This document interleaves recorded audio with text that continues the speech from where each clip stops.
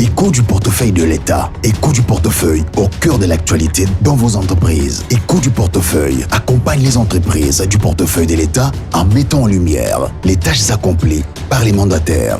Écho du portefeuille, véritable vitrine des entreprises du portefeuille de l'État. Découvrez les enquêtes, reportages, dossiers, analyses sur les entreprises et établissements publics à travers cet outil de communication du ministère du portefeuille. Écho du portefeuille, vecteur par excellence. Il dispose ces espaces pour la présentation de bilans, perspectives, potentialités, voire les difficultés rencontrées.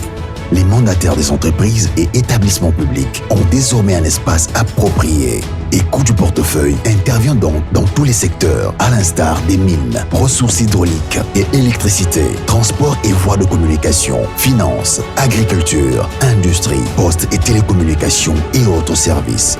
La volonté exprimée par le chef de l'État, celle de replacer les entreprises et établissements publics, en faire un véritable levier pour le développement économique et social de la RDC.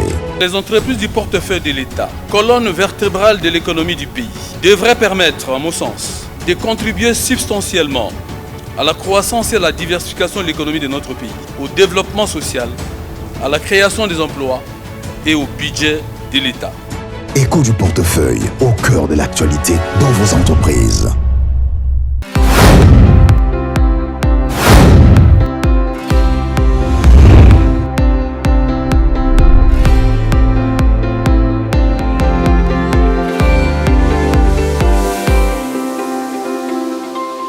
Bienvenue à Écho du portefeuille, le magazine qui accompagne les différentes entreprises du portefeuille de l'État en mettant en lumière les différentes tâches accomplies par les mandataires. C'est donc une vitrine pour les entreprises du portefeuille de l'État. Mesdames et messieurs, bienvenue à toutes et à tous.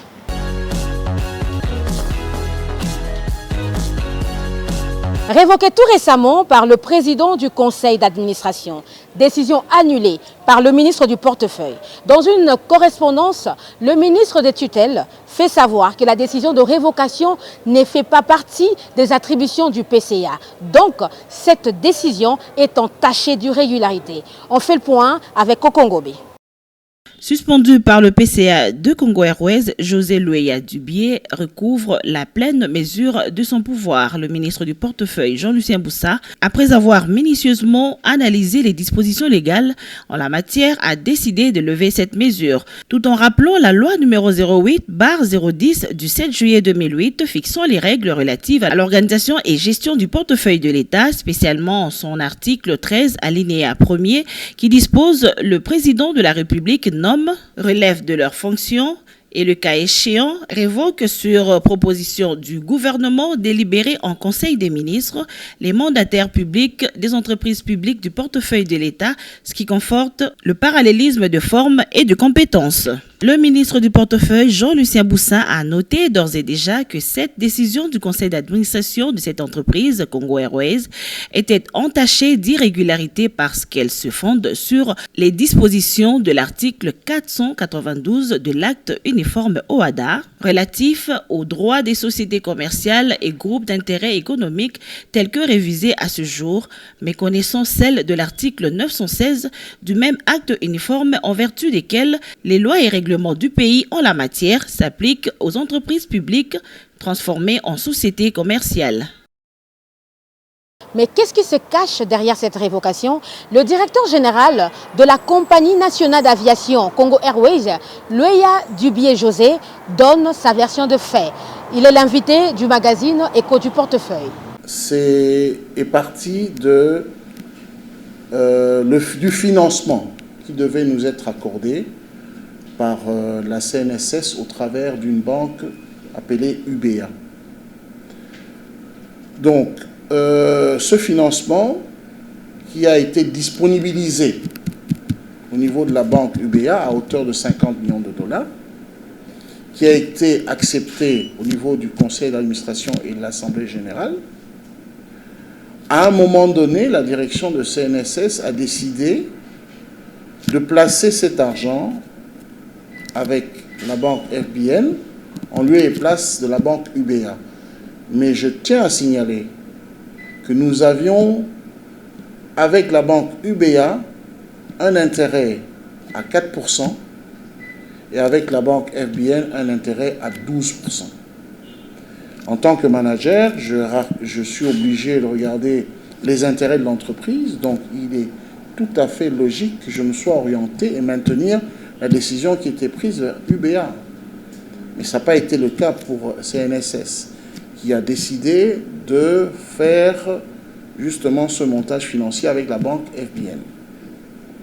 Écoutez-moi bien, madame, parce que c'est là où tout commence à bouger. On a 50 millions de dollars qui sont accordés à Congo Airways. Les 50 millions sont donc envoyés au niveau de UBA pour le projet. Et 4-5 jours après, l'argent ressort de UBA. Nous, Congo Airways, on n'est pas informés. Donc pour nous, on attend que les fonds soient disponibilisés. Ensuite, on nous apprend que 15 millions ont été mis à disposition de Congo Airways au niveau de la banque FBN. Okay. On nous donne les 15 millions.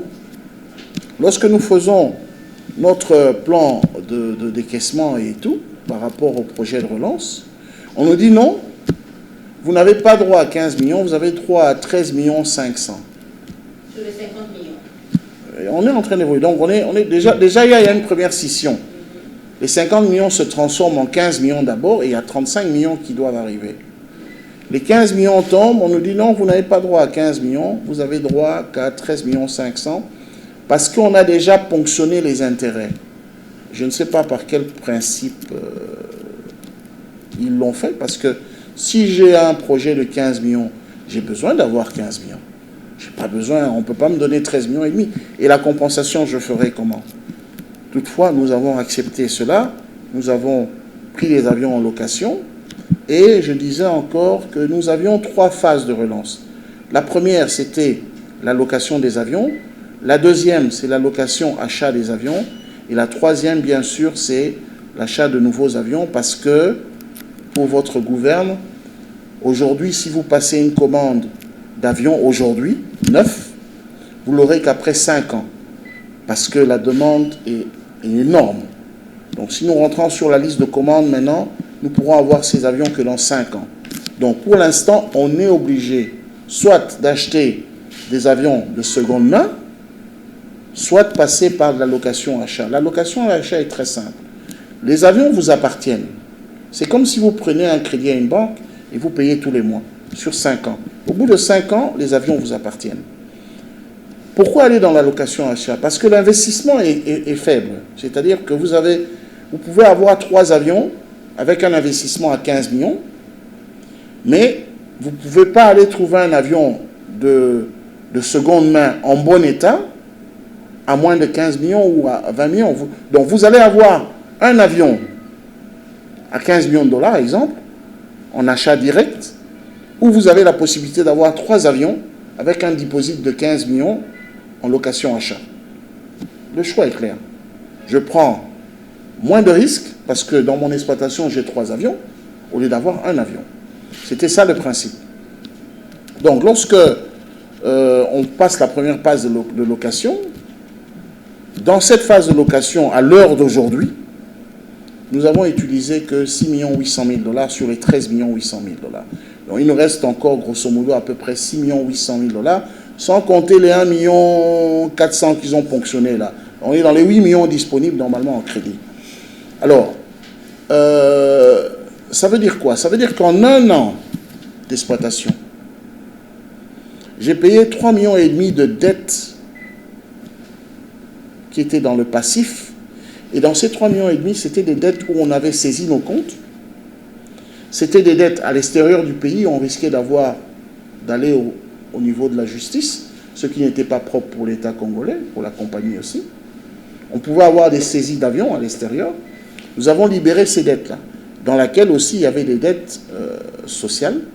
Nous avions eu des cas de personnel qui étaient malades, des familles de personnel qui ont dû avoir des interventions chirurgicales. Et ça a été quand même des fonds supplémentaires que nous avons dû dépenser. Ce qui fait que, grosso modo, sur les 6 800 000 qu'on a utilisés, si vous enlevez déjà les 3 500 000 de dettes que nous avons, on est déjà à peu près à 3 millions. Mais maintenant, dans ces 3 millions là, de dépenses, je parle de dépenses, puisqu'on était à 6,8 millions, dans ces 3 millions, du 26 juillet au 26 juillet 2024, une année, quand j'ai pris mes fonctions le 26 juillet, j'ai trouvé les agents avec 12 mois d'arriérés de salaire. 12 mois d'arriérés de salaire. À ce jour, de 26 juillet 2023, 26 juillet 2024, les salaires ont été payés tous les mois. Alors, avec une charge salariale d'au moins 600 à 700 000 $, le calcul est très simple. Si vous faites 600 fois 12, ça vous fait presque 7 millions aidés. 7 millions 200 par là. Donc, dans la production que nous avons eue, sur les 3 millions que nous avons reçus, là, je prends même les 6 millions 800, il y a 3 millions et demi de dettes que nous avons payées. Il nous reste 3 millions. Mais dans la production, là, nous avons produit 7 millions 200 pour les salaires. Et je passe encore de toutes les charges d'exploitation que nous avons, l'immobilier, les locations et tout le reste. Donc, nous avons eu, dans les chiffres qui ont été présentés d'ailleurs au dernier conseil d'administration, nous avons fait un chiffre d'affaires d'à peu près 24 millions de $. Avec 6 millions de $ investis, on a fait un chiffre d'affaires d'à peu près 24 millions de $. Quand on déduit toutes les charges, c'est là que nous revenons à ce point. Donc, ce que je veux dire par là, c'est que nous devions à ce moment-là passer à la deuxième phase qui est la location achat. Lorsque nous posons la question à l'administrateur de CNSS, il nous dit, nous, la CNSS avait décidé, nous allons acheter des avions, nous allons mettre en location pour éviter qu'il y ait des saisies intempestives. Je leur ai dit, ces avions, quand ils vont arriver, rien ne nous empêche que de mettre comme propriétaire d'avion la CNSS. Ça ne nous empêche en rien. Ce n'est pas un souci. Moi, ça m'arrange aussi, je protège mes avions. Mais, quelle expertise vous avez à aller acheter des avions? Quelle expertise CNS a pour aller acheter les avions? Ils nous diront, non, nous avons un groupe français, Avico, qui peut venir d'abord faire l'étude du marché au Congo pour voir quels sont les avions dont nous avons besoin. Madame, je suis commandant de bord, j'ai 23 000 heures de vol. Je travaille dans mon pays depuis 34 ans d'expérience. J'ai volé toutes sortes de machines ici. Je connais mieux le Congo que quiconque. Ce n'est pas un Européen qui va venir me dire quel genre d'avion moi j'ai exploité ici. Ils ne savent pas là où nous allons exploiter. Ils ne connaissent pas le réseau d'exploitation. Ils ne connaissent pas les infrastructures que nous avons au Congo. Bon, là n'est vraiment pas le problème. Le problème, c'est qu'ils ne disponibilisent pas ces fonds. Alors, à notre grande surprise, la banque UBA nous revient pour dire, mais on ne comprend pas. L'argent était rentré chez nous, c'est sorti. C'était rentré chez UBA et c'est sorti. Ok, mais c'est sorti. Comment c'est sorti? Non, tout l'argent est sorti. On a les documents même de SWIFT, transfert SWIFT et tout, que l'argent était sorti. Mais nous, on n'a eu que 13 millions aidés. Question, où sont les 35 millions? Où sont les 35 millions? C'est là le problème. Nous n'avons jamais reçu les 35 millions. Congo Airways n'a jamais reçu les 35 millions. Lorsque je me lève pour poser la question, voilà le début des problèmes. On commence à chercher, on commence à vouloir se justifier. Non, mais c'est-à-dire que les responsables disent non, mais nous, attendez, hein, on va voir. On n'attend pas. Le temps est en train de couler. Il y a eu une décision du Conseil des ministres. Nous devons passer à la deuxième phase pour continuer avec la relance d'entreprise. J'avais mis mon doigt dans la fourmilière. C'est à eux de venir se justifier. Ils parlent de mes gestions. Moi, j'ai tous les éléments de ma gestion. Je vous ai donné les chiffres. Les chiffres sont là et clairs. À eux de nous dire où sont les 35 millions. Le peuple doit savoir qu'est-ce qu'ils ont fait des 35 millions de dollars qui étaient prévus pour Congo Airways pendant un an. Madame, vous savez combien ça peut vous rapporter si vous mettez 35 millions dans une banque pendant une année d'intérêt? Beaucoup d'argent. Cet argent aurait pu servir à Congo Airways. S'ils nous avaient donné 35 millions qu'on avait mis dans le compte, ça nous aurait produit des intérêts. Et aujourd'hui, on sera en train d'évoluer.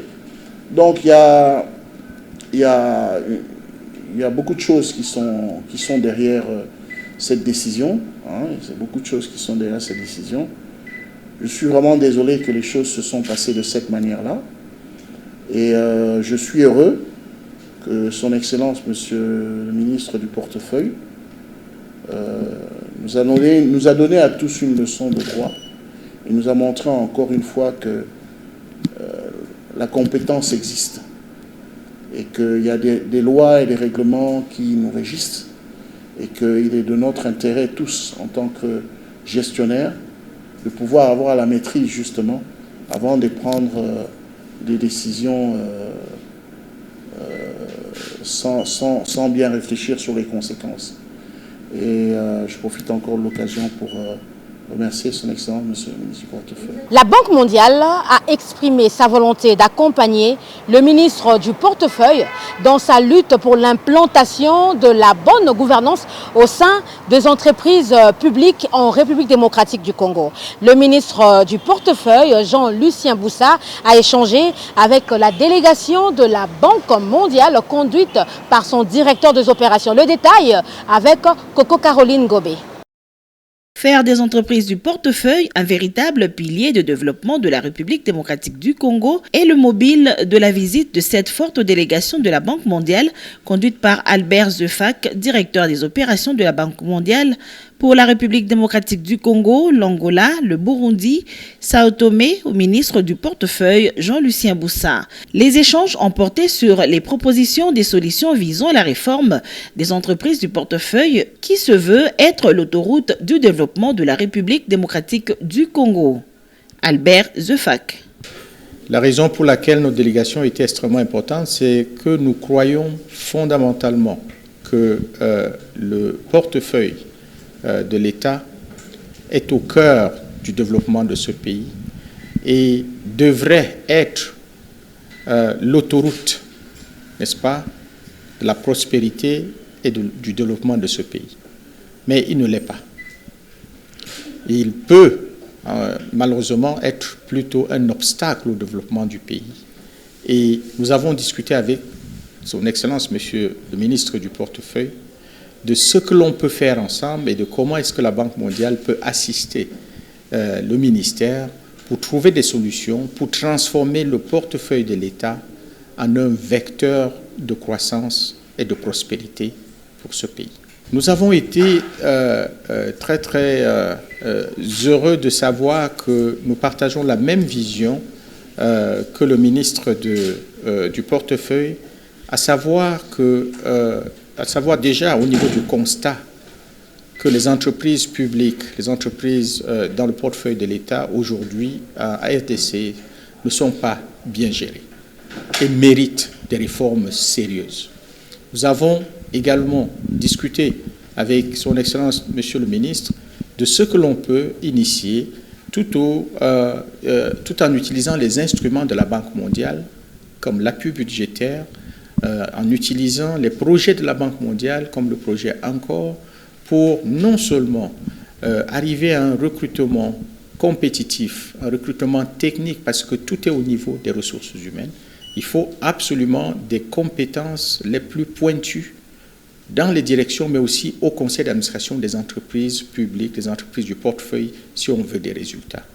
Il faut également travailler pour la formation, travailler pour le renforcement de capacité de ces entreprises et travailler enfin pour s'assurer que ces entreprises délivrent des résultats à travers un système de critères de performance, de KPIs, pour s'assurer effectivement qu'elles rendent à la population les services dont elles ont tant besoin.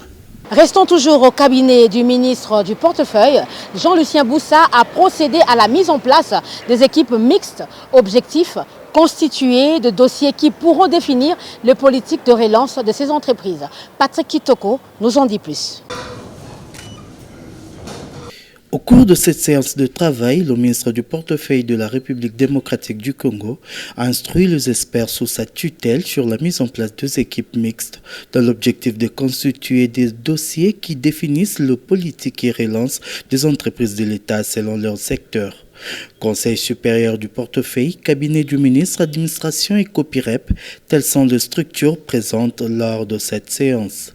Ces équipes ont le pouvoir d'appeler le responsable des entreprises concernées par le travail, de façon à ce que le travail qui sera présenté implique tout le monde, a indiqué le ministre du portefeuille Jean-Lucien Boussa.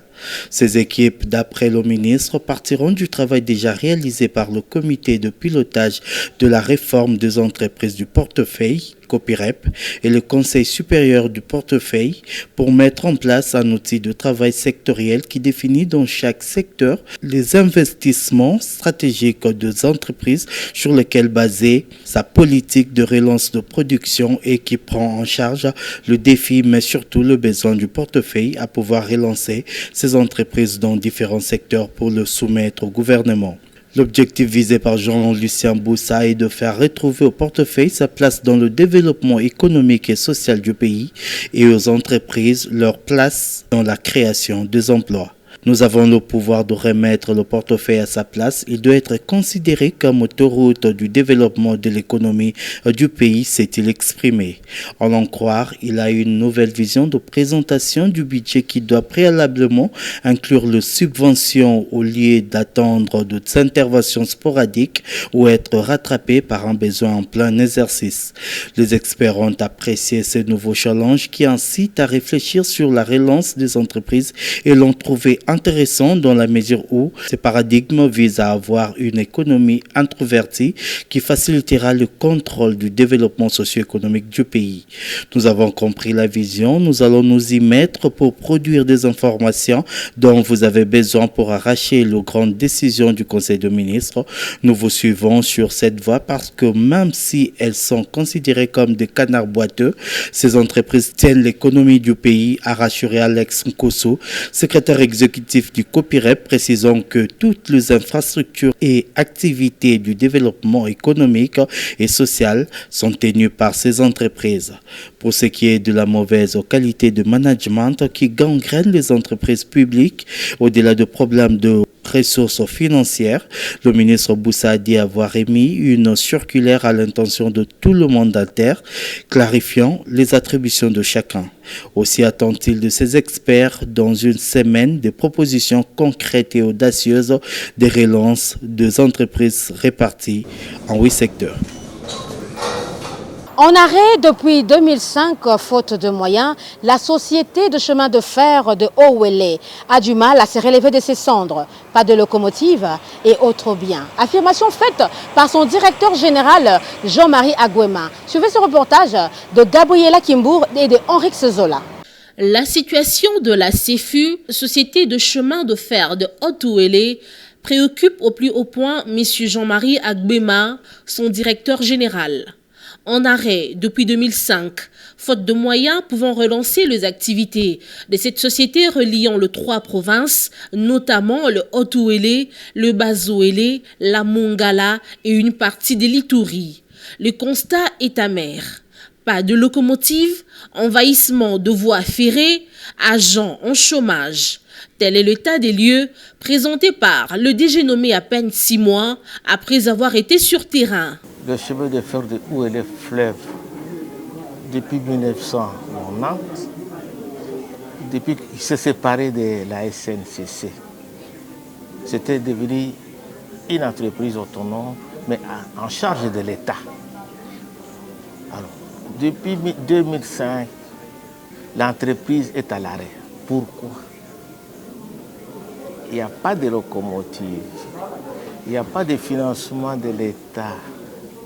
À ce moment-là, l'entreprise, avec le peu de moyens qu'il en avait à un moment donné, on s'est efforcé de réhabiliter des locomotives et ensuite des camions-rails qui faisaient un peu le tronçon Bumba et Siro.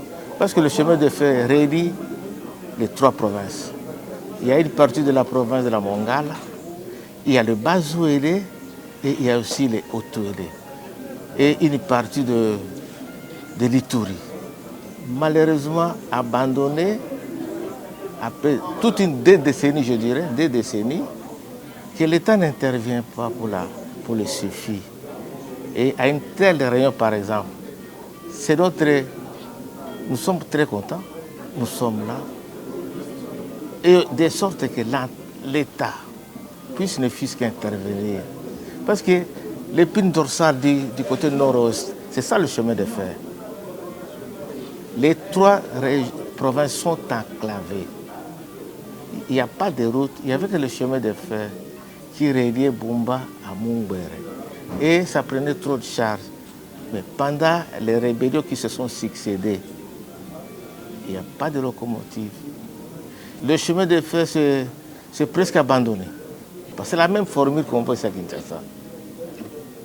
On a pillé le rail. Alors il faut qu'on réhabilite, qu'on construise un nouveau chemin de fer avec le standard, avec l'écartement standard. Parce que la dimension de notre chemin de fer, c'était 0,60, le petit écartement. Et ça servait uniquement pour l'agriculture, le transport des vivres, contrairement aux dimensions standards de 1,60 m. Maintenant, pour réhabiliter, on ne peut plus recommencer avec la même dimension. Il faut qu'on change de dimension. Mais c'est l'outil de l'État. Il faut que l'État intervienne. L'État doit intervenir pour désenclaver la partie de la Mongala, le Bas-Ouélé, les Hauts-Ouélé et une partie aussi de l'Itour. La réhabilitation de la CEFU, cette entreprise de l'État, contribuera au désenclavement de provinces susmentionnées. Il y a urgence. Plan de relance quinquennal 2023-2027, un défi majeur pour rentabiliser les lignes maritimes congolaises, LMC en sigle. Lambert Mende Obalanga, président du conseil d'administration, l'a dévoilé au micro de Nadine Tchochigombo. La LMC vient de loin. Vous savez que c'est l'héritière de la compagnie maritime zaïroise, compagnie maritime congolaise, qui a vu vers la fin de la Deuxième République tous ces navires être liquidés pratiquement. Maintenant, nous travaillons avec des navires d'affrètement sur la ligne nord-continent, c'est-à-dire celle qui relie Anvers à Matadi. Pour l'instant, nous sommes en train de mettre en œuvre un plan de relance quinquennal 2023-2027 qui va nous amener à acquérir des bâtiments, qui nous amène aussi à favoriser la clientèle avec un programme door to door, comme disent les Anglais, c'est-à-dire prendre une marchandise chez un client et assurer de livrer la marchandise là où il souhaite que la marchandise soit livrée, c'est-à-dire même là où il n'y a pas un port, ce qui implique l'acquisition d'autres matériels comme des camions et d'autres moyens de transport pour assurer la sécurisation du fret qui est mis à notre disposition. C'est un grand défi que nous entendons mener à bonne fin et cette initiative du ministre du portefeuille nous rappelle cet engagement que nous avons déjà pris de par nous-mêmes au niveau du conseil d'administration à faire en sorte que dans un secteur aussi compétitif que le transport maritime international, nous puissions effectivement accroître la part de l'entreprise publique que nous sommes dans le transport multimodal et particulièrement dans le transport maritime en provenance et à destination du Congo. Ainsi prend fin ce magazine Écho du portefeuille, réalisé par José Kayembe, l'équipe technique assurée par Henrix Zola et Vadia Bastan, sous la coordination de Coco Caroline Gobé. On se retrouve très prochainement. Au revoir.